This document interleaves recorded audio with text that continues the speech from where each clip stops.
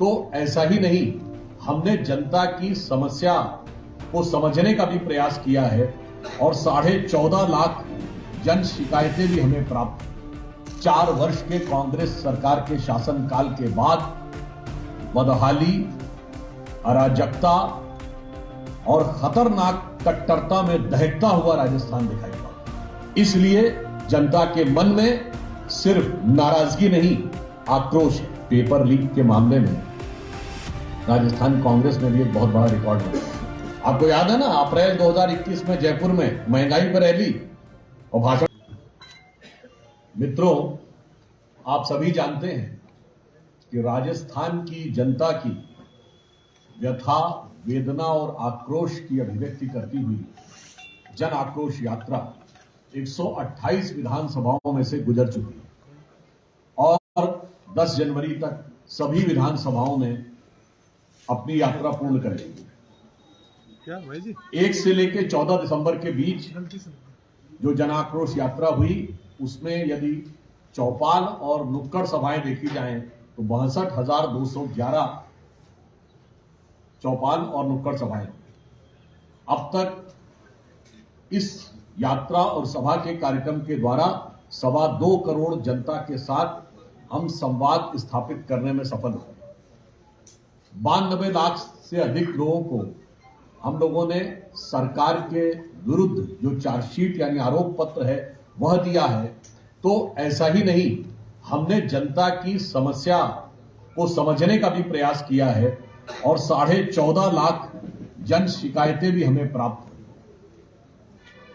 और अब तक 1,15,000 किलोमीटर का सफर यह यात्रा तय कर चुकी है। परंतु इस यात्रा में आक्रोश की अभिव्यक्ति बहुत प्रखर रूप में दिखाई पड़ रही है। उसका कारण यह है कि पूर्व के वर्षों में जब भी कोई राजस्थान में आता था, जब हमारी सरकारें थी, तो राजस्थान देश के लिए एक अत्यंत आकर्षक पर्यटन केंद्र भी है। राजस्थान की छवि यह रहती थी कि शांति, समृद्धि और भारत के राष्ट्रीय गौरव को प्रकट करता हुआ, दमकता हुआ राजस्थान होता था। आज 4 वर्ष के कांग्रेस सरकार के शासनकाल के बाद बदहाली, अराजकता और खतरनाक कट्टरता में दहकता हुआ राजस्थान दिखाई पड़ रहा है। इसके अतिरिक्त आक्रोश की बात इसलिए है कि राजस्थान की सरकार अपने आप में विश्वसनीयता के संकट की प्रतीक हो गई। जो जो बातें उन्होंने कही थी, उसमें से कोई भी वादा उन्होंने पूरा नहीं किया। चाहे वो जवानों से बेरोजगारी भत्ते की बात हो, या किसानों का सारा कर्जा माफ करने की बात हो, या शांति और सुख शांति स्थापित करने की बात, बल्कि इसके उलट, जिसे आज राजनीति में क्राइसिस ऑफ क्रेडिबिलिटी कहते हैं, उसका सबसे बड़ा उदाहरण राजस्थान की सरकार ने दिया। 2019 के लोकसभा चुनाव में आपको याद हो, कांग्रेस ने अपने घोषणा पत्र में कहा था कि वो सिडेशन लॉ यानी देशद्रोह का जो कानून है उसे समाप्त कर देंगे, क्योंकि इसका दुरुपयोग होता है। और आपको पता है कि 2019 के बाद पहली सरकार जिसने सिडेशन लॉ का यूज किया वो राजस्थान की सरकार थी।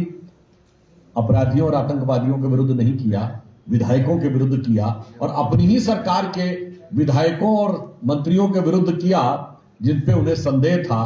तो यह अपने आप में क्राइसिस ऑफ क्रेडिबिलिटी या विश्वसनीयता के संकट का सबसे बड़ा उदाहरण। फिर चाहे वो बेरोजगारी भत्ते की बात थी, तो उसके बदले में बेरोजगारों को पेपर लीक की श्रृंखला मिली। 1, 2, 3 नहीं, एक के बाद एक होते हुए पेपर लीक, और उसमें जिस प्रकार के लोगों की संलग्नता दिखाई पड़ रही है, फिर वो चाहे सरकार के माध्यमिक शिक्षा बोर्ड में बैठे हुए बड़े लोग हों, सरकार में स्थापित लोग हों, या राजीव गांधी स्टडी सर्किल से जुड़े हुए लोग हों, ये अपने आप में एक बार फिर विश्वसनीयता के संकट को और गहरा रही है कि यदि सरकार से प्रत्यक्ष या परोक्ष ढंग से जुड़े हुए लोग इस प्रकार की चीजों में संलग्न, संबद्ध और आरोपित होते हुए नजर आ रहे हैं। और मुख्यमंत्री जी कहते हैं कि बड़ी तत्काल कार्रवाई कर रहे हैं, परंतु जिस प्रकार के आरोप और जिस प्रकार के संकेत दिखाई पड़ते हैं वो तो ये बताते हैं कि आप चाहें तो होने से पहले ही कार्रवाई हो जाए, क्योंकि तमाम लोग तो कहीं ना कहीं कांग्रेस पार्टी या सरकार से परोक्ष रूप से, यदि प्रत्यक्ष नहीं तो परोक्ष रूप से जुड़े हुए दिखाई पड़ते हैं। और उससे भी अधिक दुख की बात यह है कि राजस्थान में कभी कानून व्यवस्था को लेकर इतनी बड़ी चुनौती नहीं थी जितनी इस सरकार के समय में हो गई। आज स्थिति यह है कि किसी के भी साथ, चाहे महिलाओं के साथ अपराध के मामले हो जो तेजी से बढ़ रहे हैं, इन 4 वर्षों में 7,000 से अधिक हत्या के मामले आए हैं, 27,000 से अधिक महिलाओं के साथ दुष्कर्म के मामले आए हैं, 4 वर्षों में 1,70,000 मुकदमे महिलाओं के विरुद्ध अत्याचार के दर्ज हो चुके हैं। और इतना ही नहीं, एम्बुलेंस में महिलाओं के साथ दुर्व्यवहार और पुलिस के कार्यालय में ऐसी स्थिति कभी राजस्थान में कल्पना नहीं की जा सकती थी, जिस स्थिति में आज इस सरकार ने पहुंचा दिया है। फिर कट्टरपंथी शक्तियों को जिस प्रकार का प्रश्रय दिया गया है, जो हौसले बढ़ाए गए, चाहे पीएफआई जैसा संगठन जो बाद में प्रतिबंधित हो गया उसको रैली निकालने की परमिशन हो, या अत्यंत कट्टरपंथी शक्तियों के द्वारा किसी का सर काट देना, और उसके बाद ये वो सरकार है, उस पार्टी की सरकार है जो कहती है कि हम गांधी जी की विरासत के one and only exclusive whole sole copyright holder है।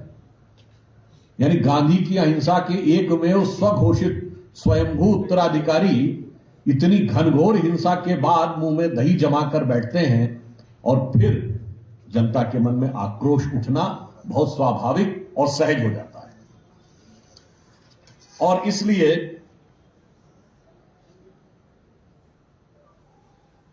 एक नहीं अनेक घटनाएं दलितों के साथ, आदिवासियों के साथ अत्याचार की और इतने भारी संख्या में हो रही थी कि आज मैं कह सकता हूं कि एक राजस्थान जो कभी लॉ एंड ऑर्डर के हिसाब से बहुत अच्छी स्थिति में माना जाता था, आज आपने बहुत से आंकड़े देखे हैं कि कुछ अपराधों में तो देश में सबसे बुरी स्थिति में पहुंच गया।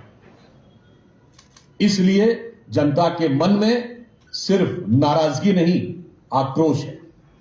और इतना ही नहीं, आक्रोश तब बढ़ जाता है जब यहां के कोई मंत्री ये शब्द बोलते हैं कि यहां ये घटनाएं इसलिए हो रही हैं क्योंकि यह मर्दों का प्रदेश है, और सर कटने पे वो मर्दानगी धरी की धरी रह जाती है।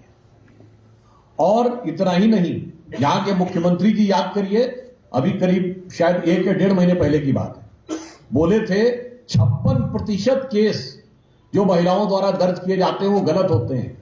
कितने बड़े वो सांख्यिकी और आर्थिक और इस मामलों के गणित के विशेषज्ञ हो गए, इतनी सटीकता के साथ प्रतिशत बता रहे हैं। यह बोलना सरकार की संवेदनहीनता का बहुत ज्वलंत उदाहरण है।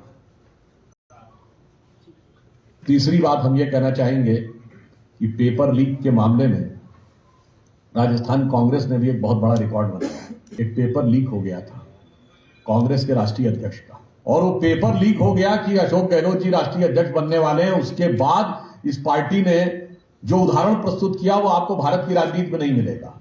यानी जो संभावित राष्ट्रीय अध्यक्ष था वो बागी हो गया। अद्भुत उदाहरण, किसी पार्टी में नहीं मिलेगा। और इतना ही नहीं, पार्टी के प्रदेश अध्यक्ष भी उसी श्रेणी में आ गए, विधानसभा अध्यक्ष जी भी उसी श्रेणी में आ गए। जो लोग ऑब्जर्वर बन के आए उनसे कोई मिलने नहीं गया। ऐसी बेबसी केंद्रीय नेतृत्व की देखने को नहीं मिलेगी। और कोई किसी के बारे में अपशब्द बोलने लगा तो कोई किसी के बारे में कहने लगा कि ये एजेंडा से आए हैं, तो दूसरे ने कहा किसी के, मैं नाम नहीं ले रहा हूं, बड़े नेताओं के, उन्होंने कहा इनके दिमाग का अलाइनमेंट बिगड़ गया है। ये क्या था? ये आंतरिक लोकतंत्र का उदाहरण था। अद्भुत आंतरिक लोकतंत्र है। ऐसा कंफ्यूजन आपने कभी नहीं देखा होगा। राहुल गांधी जी ने इंटरव्यू दिया कंफ्यूजन को लेके, और वो अधिक महत्वपूर्ण इसलिए हो जाता है कि जयपुर की धरती से ही कंफ्यूजन की पहली शुरुआत हुई थी। आपको याद है ना, अप्रैल 2021 में जयपुर में महंगाई पर रैली और भाषण हिंदुत्व पे।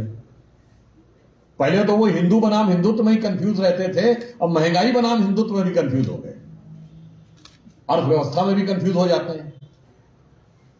भारत मोबाइल का सबसे बड़ा एक्सपोर्टर बनता है, वो कहते मैन्युफैक्चरिंग नहीं हो रही है। हम विमान वाहक युद्धपोत बना लेते हैं, वो कहते कुछ बन नहीं रहा है। और होंगे क्यों नहीं? इंटरव्यू लेने वाला व्यक्ति जो एक बड़े प्रख्यात अभिनेता हैं, जिन्होंने बहुत अच्छा अभिनय किया है, गेटअप बदलने के उनके कई अभिनय अविस्मरणीय हैं, और एक गेटअप बदले हुए नेता के साथ इंटरव्यू, और किस व्यक्ति के द्वारा, जिसको यह नहीं पता था कि चोल राजा हिंदू थे। कंफ्यूजन की कितनी पराकाष्ठा है। और कंफ्यूजन ऐसा कि राजस्थान में भी उस कंफ्यूजन को लेकर खूब घमासान हुआ। यही नहीं पता लग रहा है कि राजस्थान के जहाज को 2 पायलट चला रहे हैं, एक डायरेक्शन में लेना चाह रहा है, दूसरा दूसरे डायरेक्शन में ले जाना चाह रहा है। इसको चला कौन रहा है? और दोनों एक दूसरे के ऊपर कितने सुंदर सुंदर शब्दों की पुष्प वर्षा कर रहे हैं, वह भी आपको दिखाई पड़ रहा है।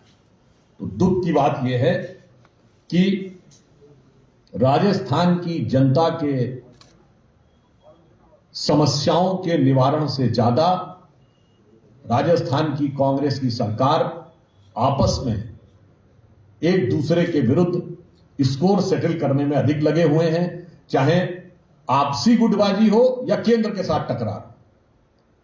यानी यहां भी रार ठनी हुई है और केंद्र से भी टकरार ठनी हुई है। इसीलिए राजस्थान की जनता पूरी तरीके से सफर कर रही है। और हम यदि एक पंक्ति में कहना चाहें तो अशोक गहलोत जी की कांग्रेस सरकार के राज में नौजवान परेशान, किसान हैरान, अर्थव्यवस्था, कानून व्यवस्था के कारण जनता बुरी तरीके से हलकान, और आइडियोलॉजी के नाम पर पाठ्य पुस्तकों में महाराणा प्रताप से ज्यादा अकबर महान। यह है 4 वर्ष का कांग्रेस सरकार का राजस्थान।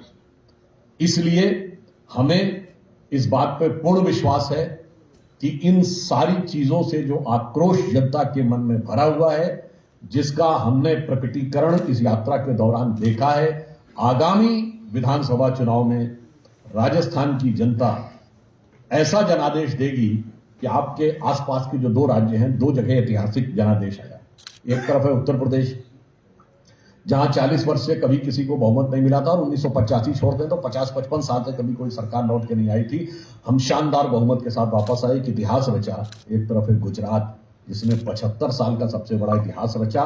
तो हमें पूर्ण विश्वास है कि राजस्थान की जनता भारतीय जनता पार्टी के पक्ष में ऐसा अभूतपूर्व जनादेश देगी जो गुजरात और उत्तर प्रदेश से भी अधिक अनूठा साबित होगा। और इसके लिए हम राजस्थान की जनता से यह आह्वान करते हैं कि आप आइए,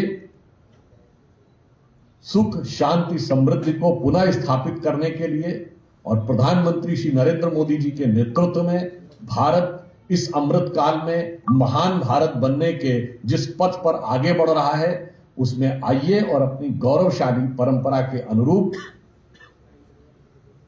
नई भूमिका निभाइए और राजस्थान के गौरव के सूर्य को जो कांग्रेस की सरकार की काली छाया ने ढक लिया है, उसे अलग हटाकर सब मिलकर आगे बढ़िए। अटल जी की पंक्ति के साथ समाप्त करता हूं कि भरी दोपहरी में अंधियारा, राजस्थान के लिए लागू होती है। भरी दोपहरी में अंधियारा, सूरज परछाई से हारा। भरी दोपहरी में अंधियारा, सूरज परछाई से हारा।